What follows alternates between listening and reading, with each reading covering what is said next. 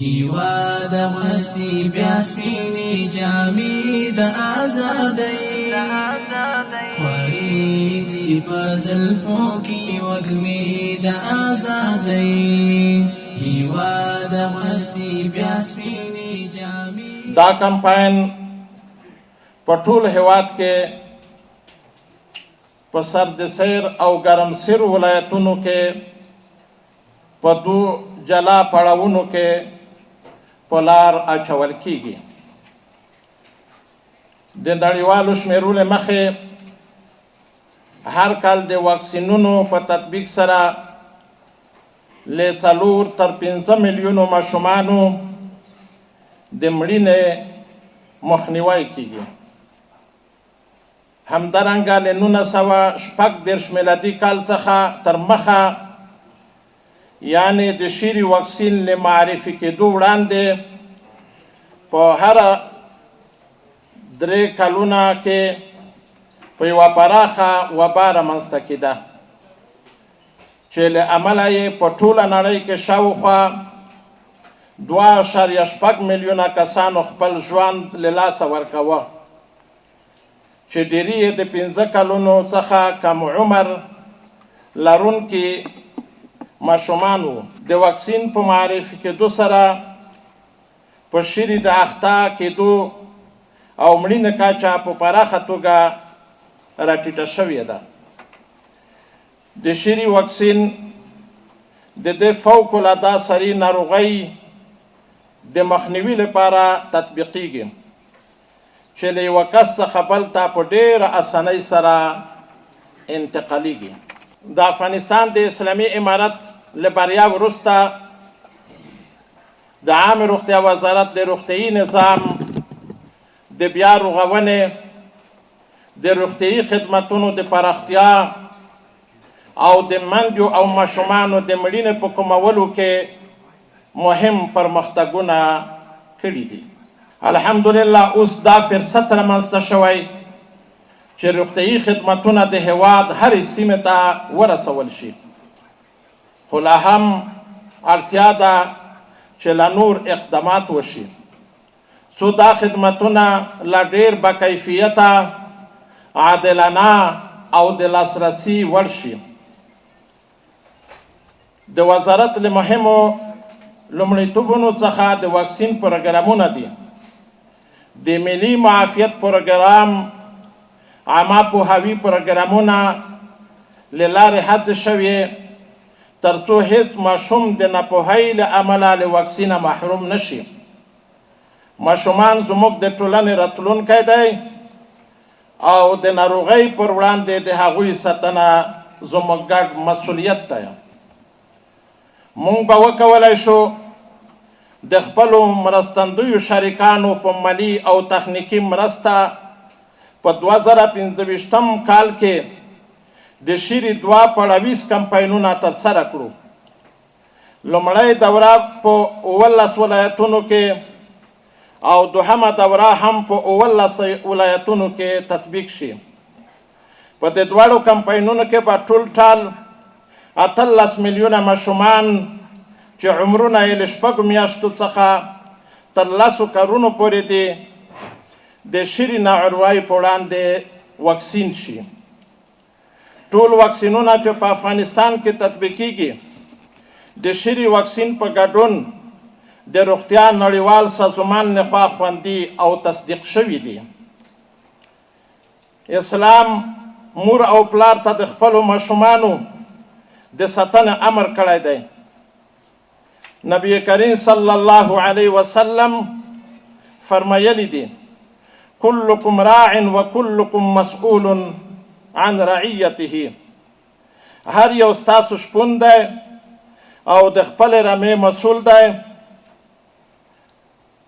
د یو دولت مشر نه د خپل رعیت پوښتنه کیږي. د قوم د مشر نه، د کورنۍ د مشر نه څومره چې لاندې نفر دي د هغې نه خپله پوښتنه کیږي. مشران یې مسئول دي. د مسئولیت پرېښودل ستره ګناه ده. هیواد غستی بیا سپینی جامی د آزادی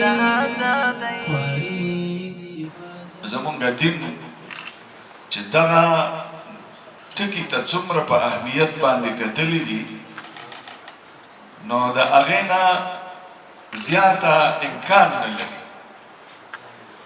رسول الله صلی الله علیه وسلم حد کړی دی، فرمایلی دي تخیروا لنطفکم،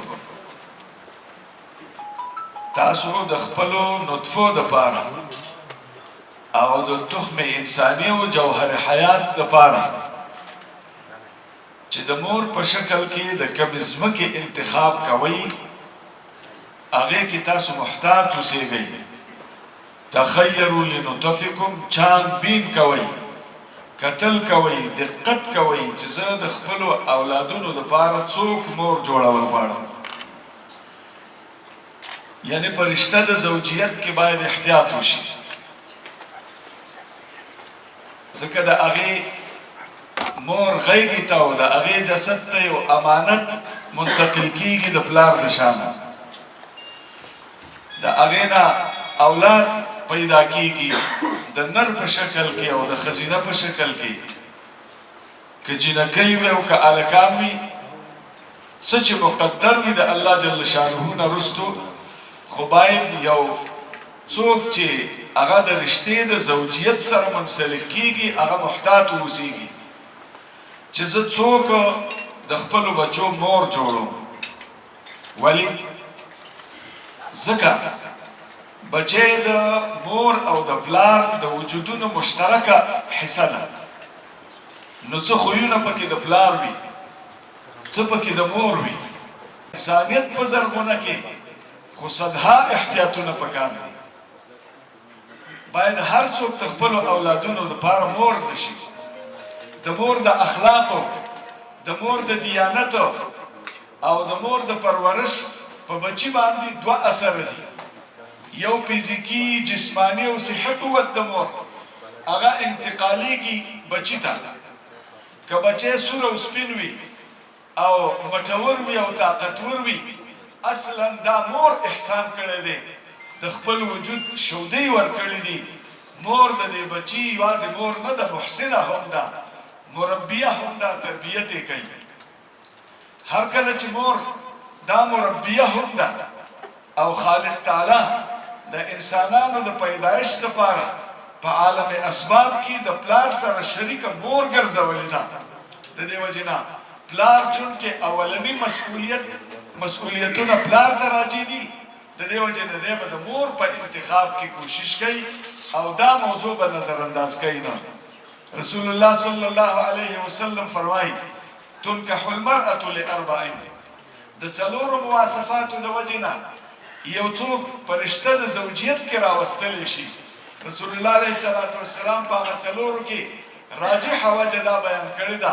ابو هریره صاحب راوي دی، د دې وجې نه اولي مخاطب د رسول الله علیه السلام د خطاب هم هغه دی، ورته فرمایلی دي فاظفر لذات الدین تربت یداک.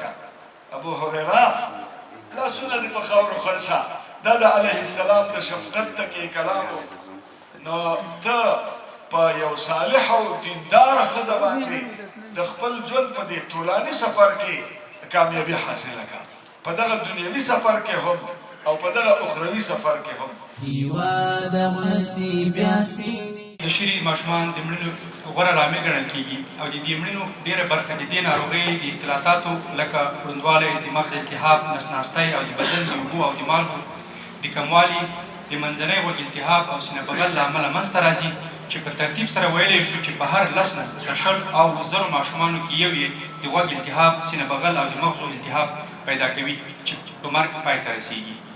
هغه ماشومان چې واکسین شوي نه وي 100% په دې ناروغۍ اخته کیږي او هر کله چې یو ماشوم په دې ناروغۍ اخته شي د خپل چاپېریال په لسګونو نور ماشومان اخته کوي. د یادولو ده چې د شری د واکسین معرفي کېدو د مخه هر کال په نړۍ کې د 20 میلیون ماشومانو په دې ناروغۍ اخته کېدل، چې یوازې په 1980 زیږدي کال کې 2.8 میلیونه ماشومان د واکسین د نه رسېدو له امله د دې ناروغۍ په پایله کې خپل ژوند د لاسه ورکړی و، چې اوس مهال د شری د واکسین د تطبیق په مټ دا شمېر 1,1500 ماشومانو ته راښکته شوی دی. 541 آوټبریکونه رامنځته شوي چې په چې د کنټرول په درشل کې 2,894 ماشومان واکسین شوي دي او ټولو آوټبریکونو ته په خپل وخت باندې ځواب ویل شوی دی. د سرویلانس د ارقامو په اساس سږکال د شیرې ناروغۍ د پیښې په نړیواله کچه ډېر ثبت شوي دي چې افغانستان هم ترېنه مستثنا نه و. د شیرې د ماشومتوب د مودې یو فوقالعاده ساري او وژونکې ناروغۍ ده او په ښوونځي کې د شاملېدو وړاندې ماشومان ډېر اخته کوي. خو دا ناروغۍ کولی شي چې دواړه جنسونه لویان چې د ماشومتوب په وخت کې نه وي واکسین شوي هم اخته کړي. د دې ناروغۍ لپاره کومه ځانګړې درملنه شتون نه لري. له همدې امله د عامې روغتیا وزارت دې ته ژمن ده چې د شیرې د خطر د راکمولو په موخه څو راتلونکي کلونو په لړ کې د دې واکسین کوشش کچه په ورځني پروګرام کې 95 سلنې ته ورسوي چې د شیرې د پیښو د راکمولو غوره شاخص ګڼل کېږي.